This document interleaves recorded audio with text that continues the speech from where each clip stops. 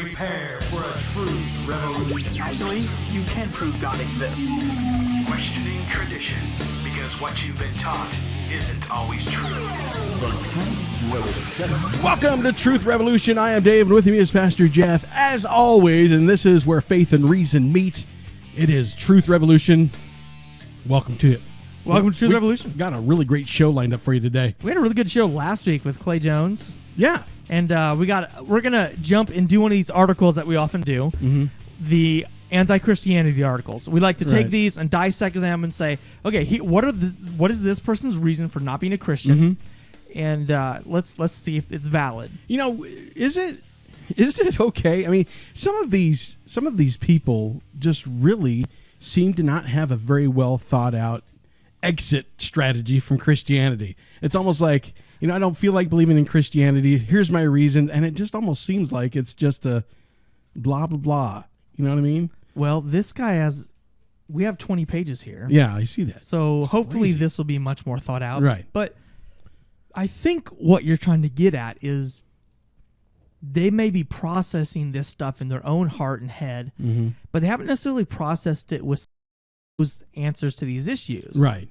And that's a big possibility. Yeah, and one of the big problems is that there's a bunch of places to get wrong answers out there. Oh, yeah. And some people, Dawkins, Hitchens, they all sound very convincing. Or even aside from the atheists who sound very convincing, there's bad Christian sites out there like Oh, this, right. like Amen. Dr. Dino and I'm not going to say some of the other ones, but like there's some places that just give profoundly disappointing Right. intellectual answers. Yeah. And hopefully we're not going to be one of those places. We're also going to do Bible contradiction today. We're going Right. to answer those. We got a listener question, a really interesting listener question, talking about a show that we did months ago. Yeah. So hopefully we'll get to that. But let's go ahead and jump in. We're just going to start reading through this article. It's from xchristian.net. Okay. And this is an article by a guy named Michael Runyon. The article itself is a couple years old, but I really thought what he was saying resonated. I've heard these things repeated again and again from different people I've talked to. Right. So let's just go ahead and start reading it, and we'll pause every now and then and reflect on what he's talked about. All right. He says, my path out of Christianity began 30 years ago when I realized that evolution was a fact. Okay. That we evolved from very simple organisms that lived 4 billion years ago. I wondered why God would use such a long, convoluted process to produce the human or the desired human product. A process that included a 160 million dinosaurs and the countless suffering of animals and that starved to death or were eaten alive. The way I got out of that conundrum was to suppose that God allowed everything to happen on its own, and that only when intelligent beings evolved did he decide to intervene, and that perhaps he did the same on other planets where intelligent life evolved. All right, well, let's just take that paragraph. That's paragraph 1 out of 20 pages. Right? I doubt we're going to make it through this today. No. But let's just start at the beginning. When he discovered evolution was a fact, was the beginning of the problem for him. He says, when organisms lived 4 billion years ago, why would God make such a long, convoluted process to come up to humanity? Well, we don't necessarily say, we don't say that God used evolution to create humanity. We think humanity was a special creation. Right. However, let's just give him that point. Okay. Let's just say, okay, we'll assume that God used evolution to get to humanity.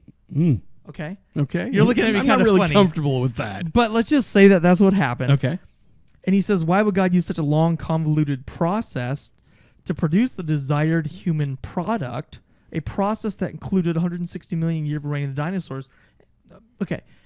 There is really, really good reason for these animals to have existed, and there's really good reason for humanity not to live until we do. Right. The Earth's atmosphere, the way plate tectonics have worked, the Earth is ideally suited for human life right now. Yes, correct. And the thing is that a lot of the animal life that happened before we came on the scene was basically planet cultivation. Exactly. I don't want to go super in depth on this. We Right. have done some other shows on this. So maybe go to truthevolution.tv, type in dinosaurs raw or something. Yeah, it was like God's Genesis project from Star Trek. Right. Wow. But That's crazy. Genesis. he's maybe misunderstanding one of God's attributes, and that is patience. God invented the idea of a process. Right. Think about it from God's perspective. Okay, you are God, and everything you do, you can do right now. Done. Create a universe, boom, it's done. Right. You want to create another universe, boom, you're done. Whatever you want to do. You want to create a universe with 120 billion trillion years of history, boom, it's done. You just did it. The idea there's a process that takes time was an invention by God. He came up with this. What if I did something that didn't happen instantaneously, but it took time to happen? That was God's idea. Right. And it's not necessarily that God has to be in a rush to do everything. Why do people think that? When Jesus was waiting in a town one time, people came to him and said, a guy named Lazarus, your friend, is sick. And he said, okay. And he waited. He waited until Lazarus died. And then he didn't instantly transport himself there. No, he walked there. It was a day to 3 days journey. So he took time to walk there. And then after he walked, he got there and he didn't go, since I know everything, let me just tune in. I can see where his grave is. Don't tell me. He said, tell me, where have you put him? He asks people questions. He walks. He waits. A process. He takes the process. Enjoying the process is part of God's nature. This is what he does. It was an idea he came up with. So the fact that God would take 160 million years to let dinosaurs reign, the earth develop, plate tectonics to take form, the atmosphere to be formed just properly isn't surprising when you know the character of God. This is something he came up with. Right. It wouldn't be too much to think about that maybe the process is to actually make God be glorified even more in the end result. Oh, yeah, absolutely. So, that's kind of interesting. Now, why did it take 4 billion years? I mean, when you like a process, you like a process, man. Let's do it. Well, it's the simple fact of the matter is that God lives outside of our universe and is not affected by time. So 4 billion years to God is nothing. Yeah, exactly. The blink of an eye is nothing. Right. So that really isn't as big of a deal as he was trying to make it. All right. Continuing on, he says, for a while I was satisfied with that, but then I started to realize other problems. Modern humans have existed for 100,000 years, so why did God wait 95,000 years before he made contact? Okay, let me jump in there. Okay, both feet.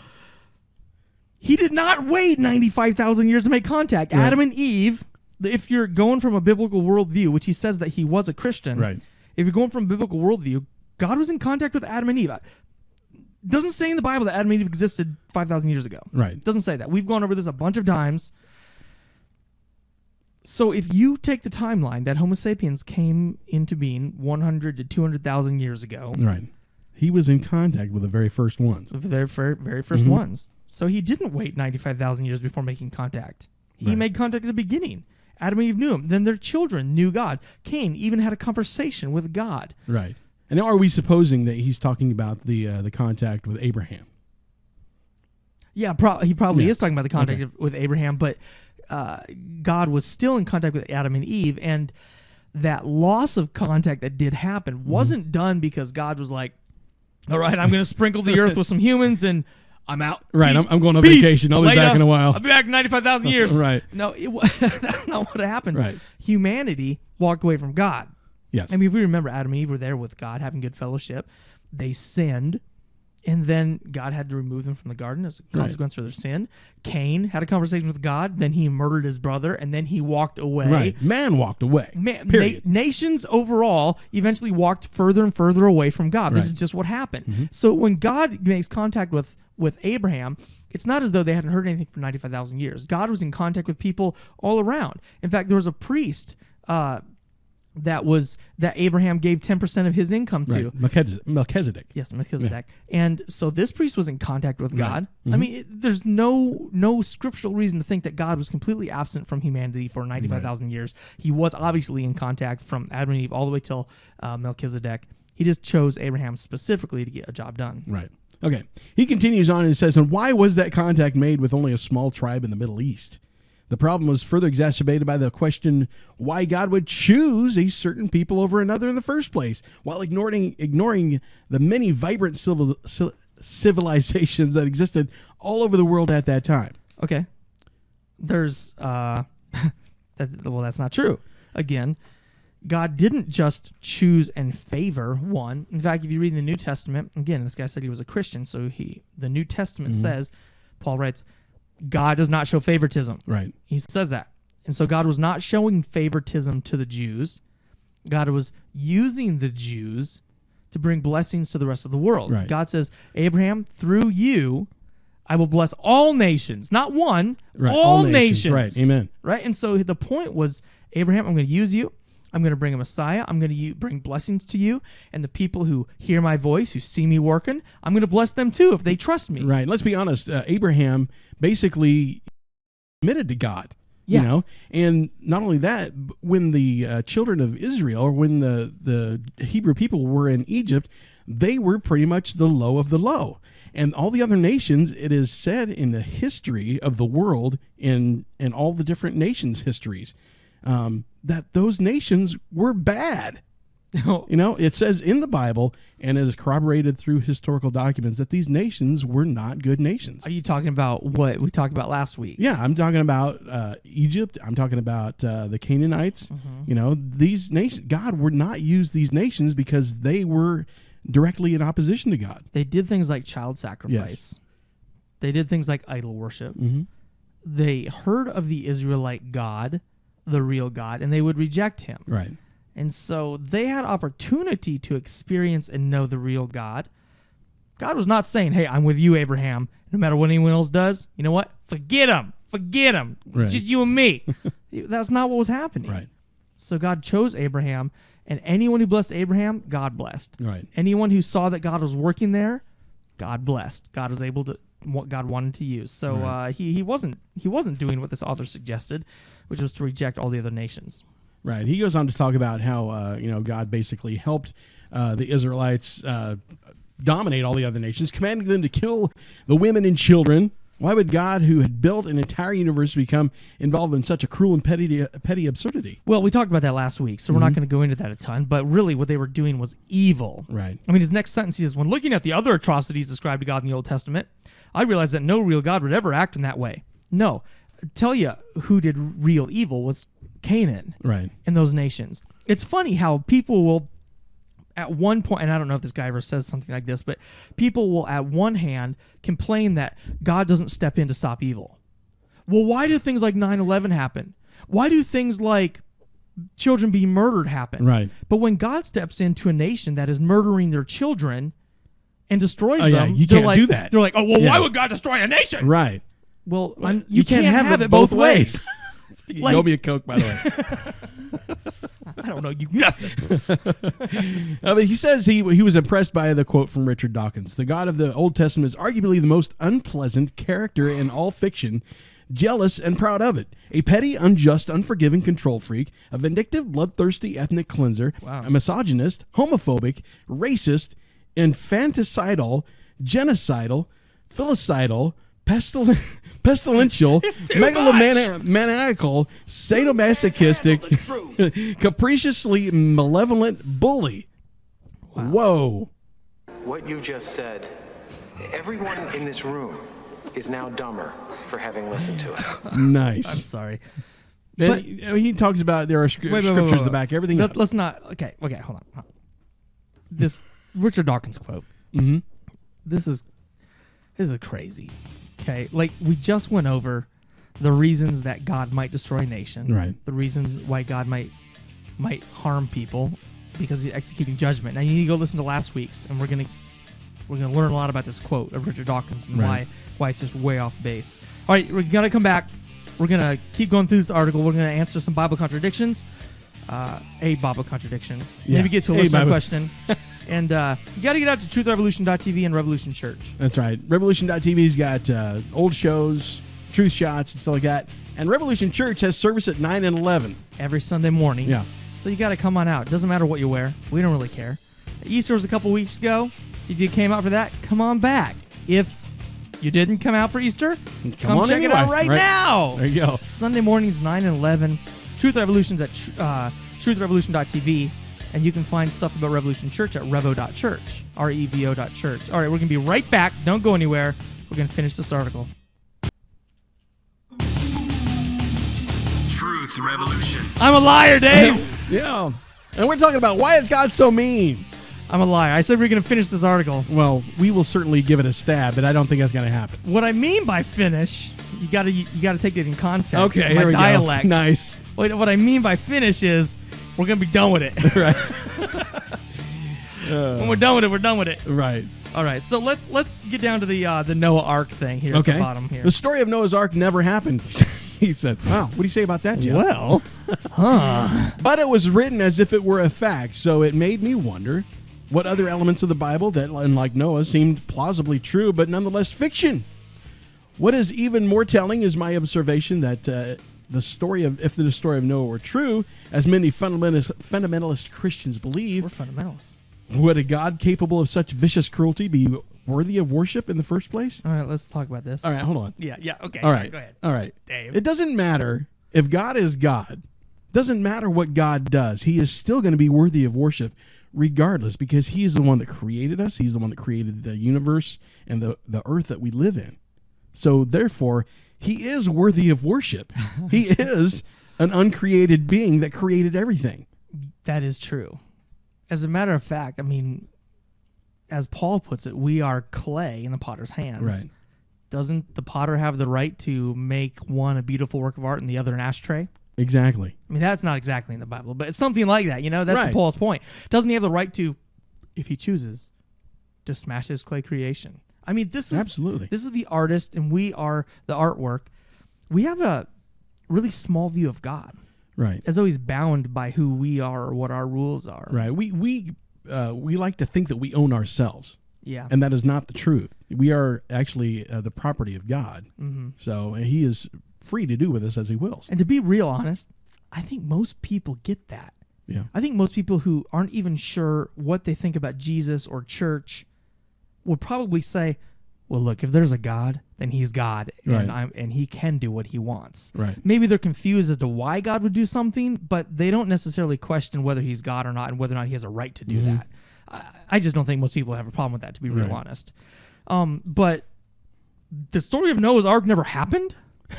How does he know this? Well, it seems like, it's the child's story. It's plastered on the wallpaper of of a lot of children's bedrooms.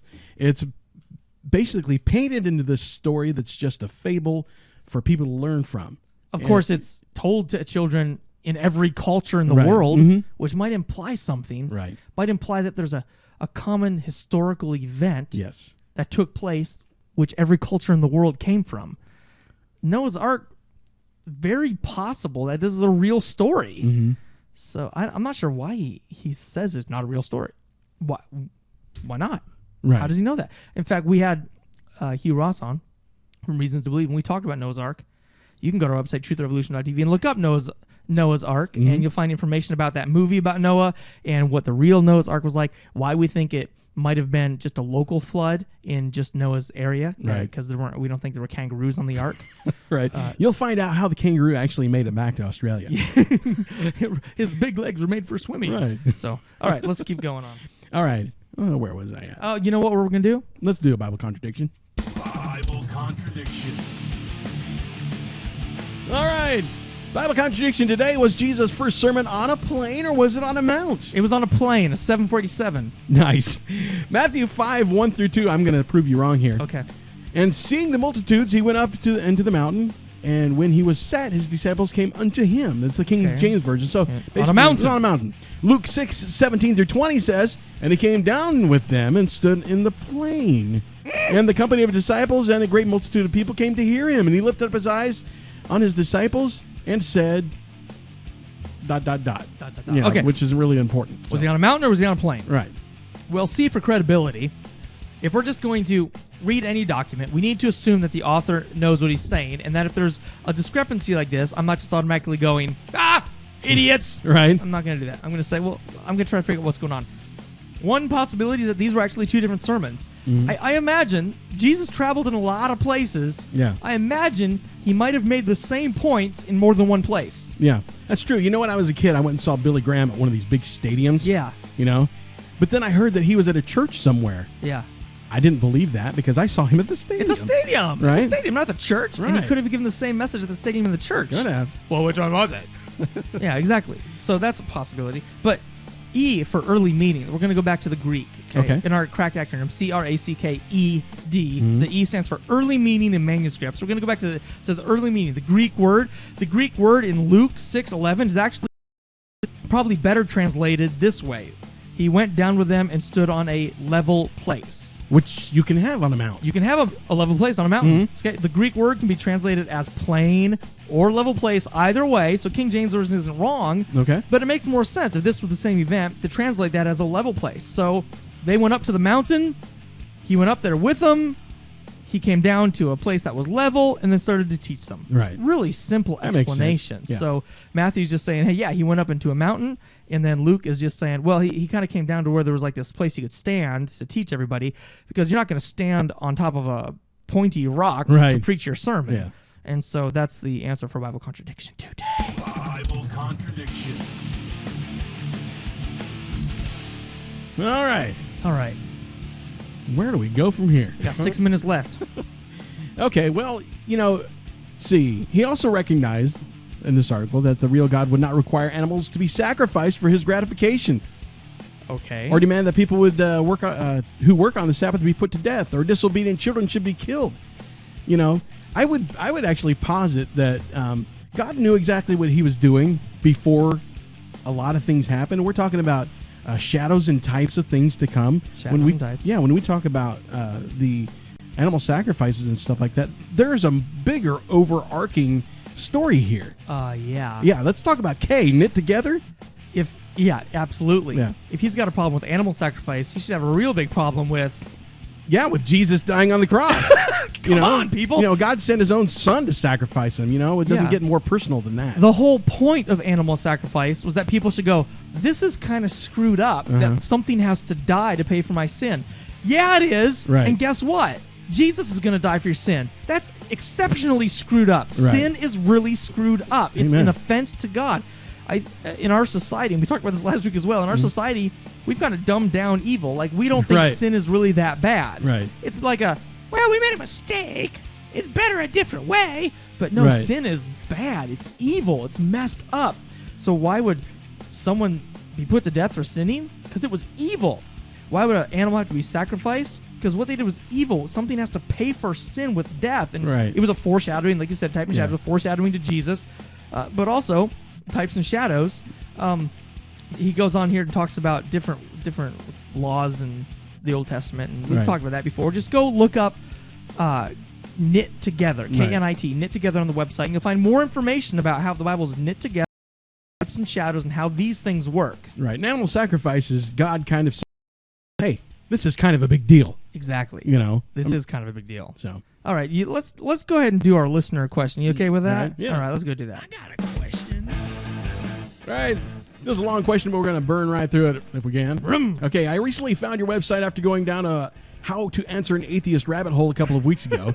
I have really enjoyed listening to your broadcast and have a comment for you regarding the debate review of Ken Ham versus Bill Nye broadcast. All Pastor Jeff started with the 16 million species on Earth figure that Bill Nye gave, and I think the number is a bit dubious, especially as it relates to the discussion. The catalog of life. What he's talking about here is when we did this Yes. show months ago. Right. When Bill Nye debated Ken Ham, Mm-hmm.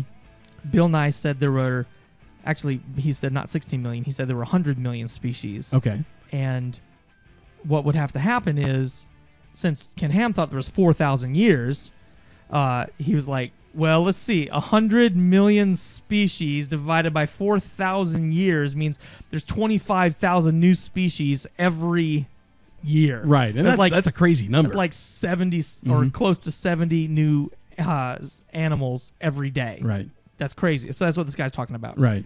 Now this guy says 16 million, which is the number I gave. Number is a bit dubious. So go ahead. All right. He says the catalogoflife.org lists the number of known species to be approximately 1.7 million. The best numbers I can find for that kind of animals that would have been on the ark in terms of species alive today are mammals, 5,500, birds, 10,400, reptiles, 10,000, amphibians, 7,300, and it with a total of being 33,200 species. Yeah. And he says, now I'm not a biologist or a mathematician for that matter, but 8 to 17 new species every year spread out over at least 1,000 kinds seems like a reasonable number to me, or at the very least, it is not quite the death blow to young Earth creationism that 11 new species per day would be. Okay, so plainly, I said that Bill Nye gave a death blow to young Earth creationism Yes. on that show. I went back and checked. I said this is the death blow to young Earth creationism to have 11 new species being created every day. Right. Because that's how many new species would have to exist if the Earth is only 4,000 years old. Right. There have to be 11 new ones every single day because of the number of species that exist. He did some good research here. So what's interesting is I did check his math. I checked out using the numbers that he gave. I would agree that this isn't the death blow to young Earth creationism that I stated during the original show. Right. If his numbers are correct. If there were 1 million species now in only 4,000 years, it would be difficult to explain. But I think the only thing I would point out is that he forgot to count insects, which Ken Ham would say insects would have had to been on the ark because it was worldwide, which would be another 1 million species. There's 10 million or 10 million species of insects. So it's not quite the death blow to young Earth creationism. I still think it kind of presents a little bit of a challenge for him. But anyway, thanks for listening today. That went fast. It did. We need to do an hour. We're gonna link to this. We're gonna link to this article on our website. Okay.